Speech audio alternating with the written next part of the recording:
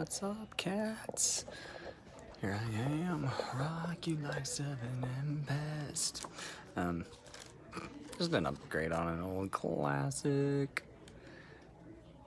So, here, in the heart of the Qur'an, got one called Living Parables. So I like this process now, like looking in the table of contents and just seeing what catches my eye, and this one did. So, excellent.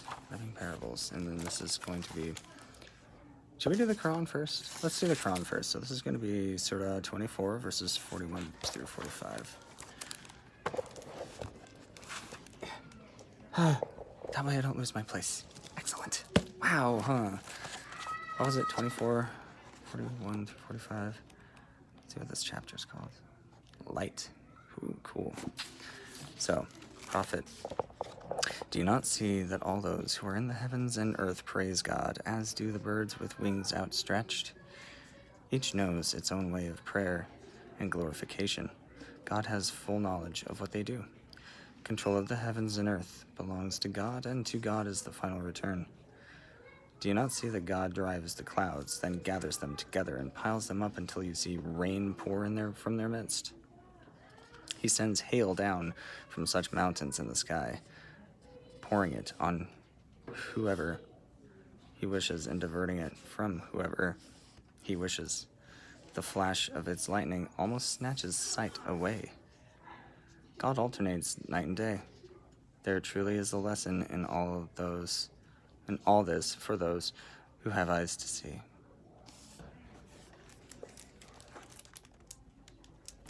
Oh, 5 as well. It's like, okay. It's like there's a little more. And God created each animal out of its own fluid. It says ma is not water, which would have been the generic al, but is for each animal a special essential fluid, and so each creature is different, as is clear from what follows. Cool. I don't know what the original word was, but there was a footnote, so I read it. Some of them crawl on their bellies, some walk on 2 legs, and some on 4. God creates whatever he will. God has power over everything. Now, my beloved Muhammad, please teach humanity to observe that whatever lies in this planetary realm spontaneously celebrates the source of life.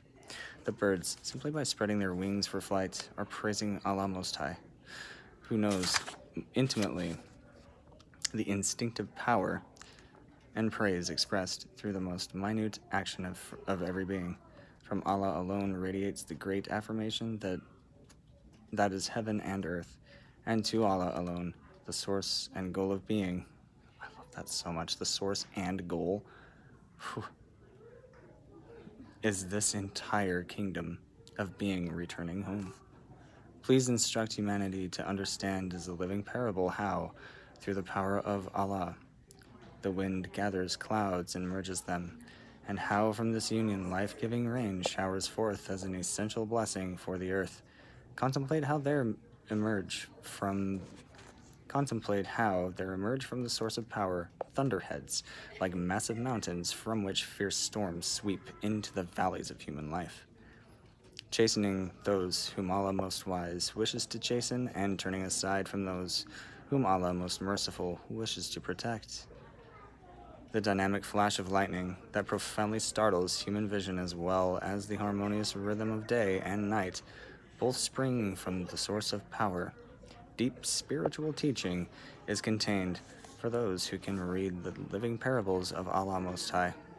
Every creature that flows as water of life from the source of life is a parable spoken by the cosmic Qur'an, which teaches humanity to gaze with eyes of wisdom upon all my creations, aquatic creatures, reptiles, and 4-footed and 2-footed creatures.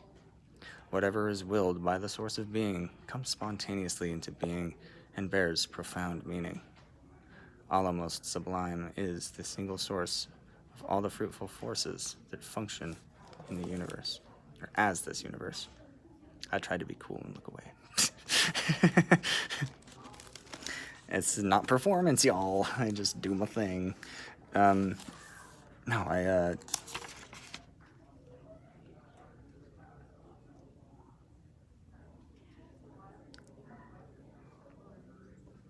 so much thought-provoking material. Any spirituality, in effect, changes how you see things. Change how you see things, the things you look at change, right? The thought that I had, I don't know if I shared it. I don't share most of the videos I make because, you know, a lot of times I'm completely by myself. And so I nourish my own mind too. So most of that just I delete eventually. But I was thinking about how I view divinity in and through everything. And it's like DNA expressing, right? So you've got one side of the double helix and you've got the other side. It's a double helix, right? Masculine, feminine. Okay? Now, for me, of course, feeling-wise, it is pure feminine. I don't know why. I just do. It just is that way. And that's cool. You know, I think everybody's understanding and expression of whatever piece of the divine they have is beautiful and relevant. But what I mean is, with the DNA expressing, I see divinity through in, like, literally everything, unfolding right before my eyes. Not like an acid trip or some kaleidoscopic DMT thing. It's not drug-like. It's not even energetic-like. It's just a kind of spiritualized. You know, I understand what I'm trying to say and convey, but you know, it's not like a literal thing, right? It's more of a just an impression of feeling a presence that I feel is there, I sense is there, and it has now kind of a visual transparency, a little bit, just a little bit of an emanation when I think of it that way. So when I look at trees, when I look at rocks, when I look at even concrete and buildings that we make, it's all source material. All we do in music as well is rearrange stuff and organize it differently, and that's it. It's the same thing as everything else. When you're making a building, you know, my uncle was a bricklayer, and so he would be able to, you know, tell this a lot better, but that would be one of his parables, right? So in order to make a brick, you have to get the material to, and then you have to mold it into the shape, and then you have to wait for it to dry, and then you can use it. And then you have to know how to use it, and that's a technique. I have no idea. He was really good at it. And so he would be able to, you know, probably look at a building a lot differently than I do and see the handiwork in it and the mentality in it and the effort and everything in it. So yeah, I really like that thought. Thank you again, Lex, for, you know, the heart of the Qur'an. Yeah, thank you, my beloved Muhammad, for the Qur'an in general and everybody that listened while he recited. Did you know that he was illiterate? I didn't know that. The more I learn about Muhammad, the more it just is like, wow. You know, could not read, but he was supposed to write a book. So he would basically get, not possessed, he would get entranced in these, like, episodes of prophecy and recite. And whoever was around would then echo, and whoever could write it down, I guess, did. And thank God they did. You know, and then this is the best translation I've ever seen, and I love that it includes the Arabic as well and the footnotes. Even, you know, basically, I don't know where it was, but I was reading kind of the intro yesterday, and, you know, he wanted to do it justice by making sure that it wasn't like a direct translation, but current. So it can hit current ears and current minds and current hearts and have a chance to stick. And he nailed it. Abdel Halim, this is such an incredible translation.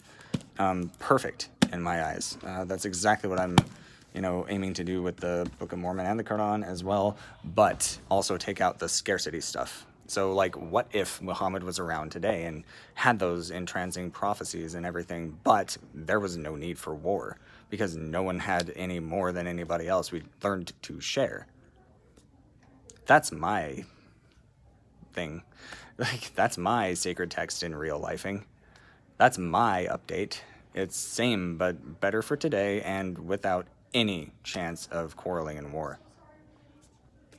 It can only be good. So, Anyway, just wanted to share that. Love you guys. Thanks for being here.